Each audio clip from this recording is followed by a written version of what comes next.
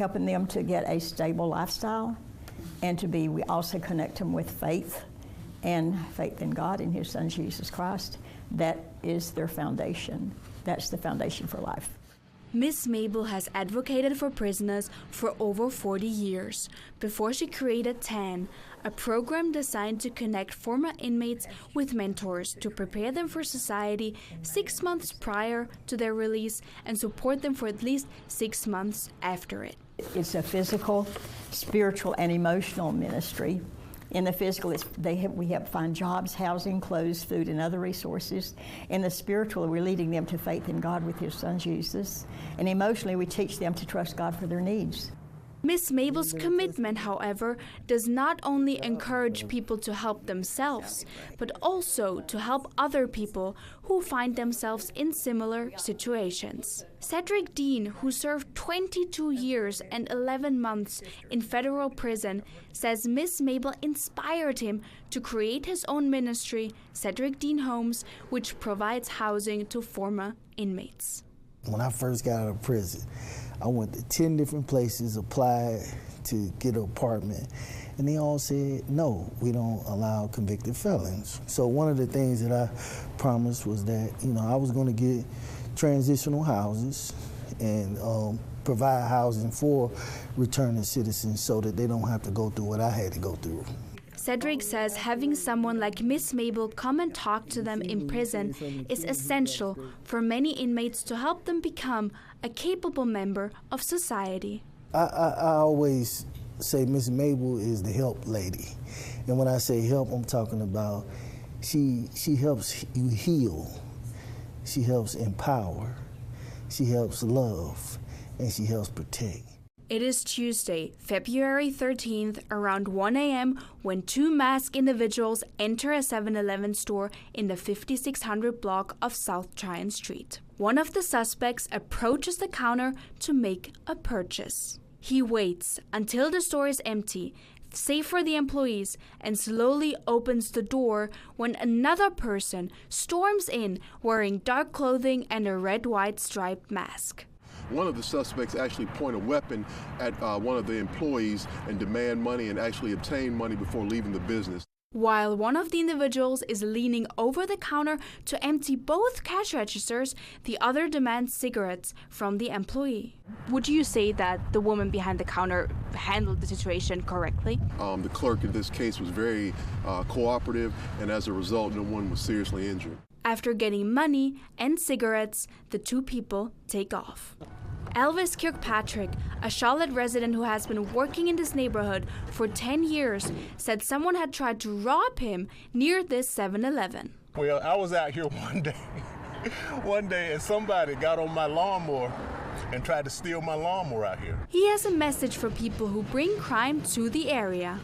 Stay away from this area. Stay away from Charlotte. As Kirkpatrick continues working in this community, Detective Smith is determined to find the individuals responsible for this recent armed robbery. We would definitely like to get them identified and into custody before they have an opportunity to do something like this again. If you have any information about this armed robbery, please call Crime Stoppers at 704-334-1600.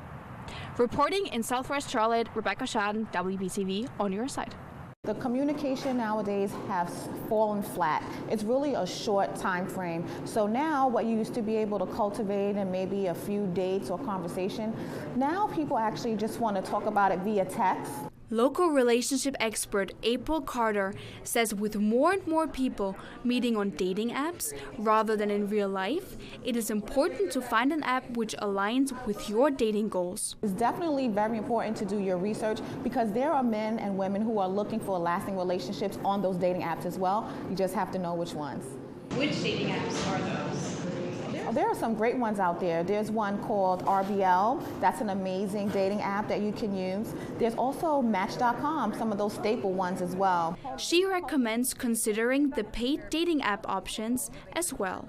Because a lot of times we want these great relationships and we want them for free, right? But it takes a little bit of investing to actually find your great person. But even if you've already found the right person, maintaining a healthy, long-term relationship can often prove challenging. April shares what she believes is the key to a happy, long-term relationship. You have to be willing to accept a person where they are, even if they never change. And I think that is one of the keys to marriages and long-lasting relationships that many of us forget. Truer words have never been spoken. Carta says we should keep that in mind when we're spending time with our significant others or dating partners tonight, and show them how much we love and appreciate them.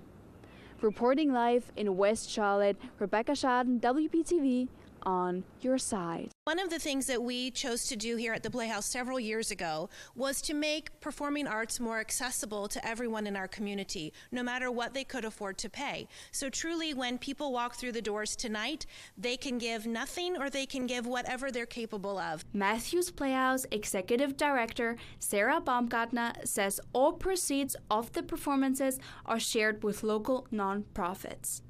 Tonight, that organization is called Sab's Place. They run a local thrift store right here in downtown Matthews where they provide job training and opportunities for adults who have special needs. Both actors and crew members you will see here tonight chose to participate because they love theater and are excited about gaining professional experience behind and in front of the camera. How do you find actors to play in your theatrical pieces?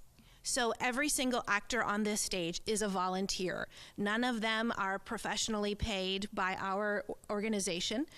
Everyone comes and gives of their time because of their passion for the performing arts. The show will run from February 23rd to March 3rd. Ticket prices and show schedules are available online on their website and social media channels. It's been months since Diane Lewis was found dead along Bellmead Drive. Her daughter tells me she is shocked that police still haven't made an arrest in this case.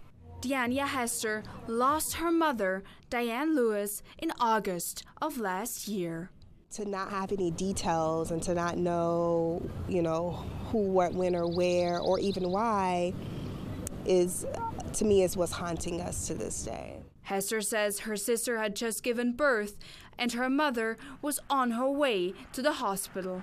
But Diane Lewis would never get to see her grandchild. I got a call on August 5th saying that they had located her remains. I couldn't breathe. I couldn't think. My whole world, my soul was just ripped out of my body with that one phone call. Hester says she's unsure what happened to her mother, but suspects a former lover might have been responsible for her death. My mom was electric. She was electrifying. Many people didn't want to stop being with her or being around her. So I know if she wanted to, move in a different direction, that someone may have not been happy with that.